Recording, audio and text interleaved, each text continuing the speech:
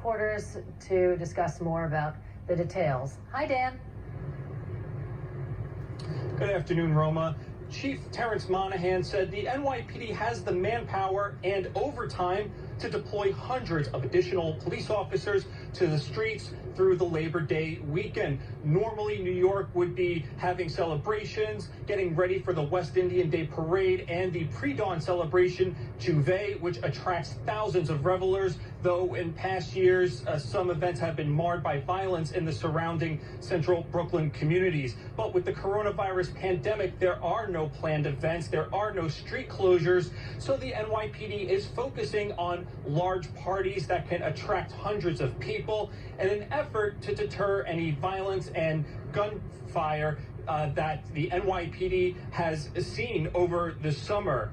The NYPD said Chief Monahan said one area of concern, members of crews shooting at other crews and then the resulting retaliation. Again, something the NYPD has seen this summer.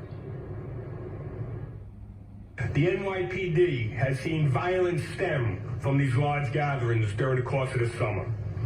And we will be out there in force to fight crime and prevent violence this weekend. These house parties are so large that it's almost impossible not for us to see them.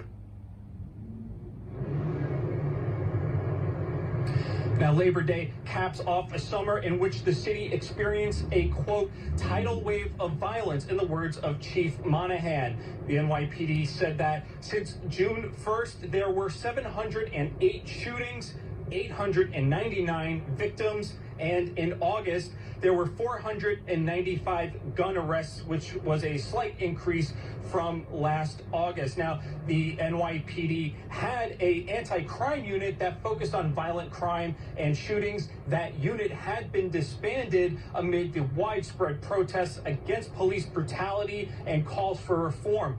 Those officers in that unit are now in uniform in unmarked cars addressing violent crime and gun violence. Also, Chief Monahan addressed President Trump's threat to pull federal aid from cities like New York, where he said that city officials had allowed widespread protests and violence. Of course, while Chief Monahan did not address Trump by name, he did say any efforts to pull funds away from the city would only threaten New Yorkers.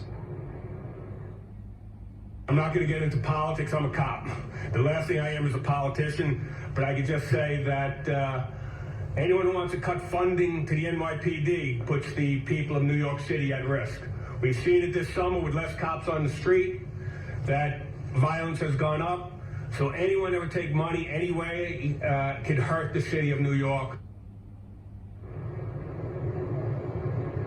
Of course, that threat from President Trump earning a strong rebuke from Governor Cuomo and Mayor de Blasio. That's the latest from outside One Police Plaza. Dan Rivoli, New York 1. Roma? All right, Dan, thank you.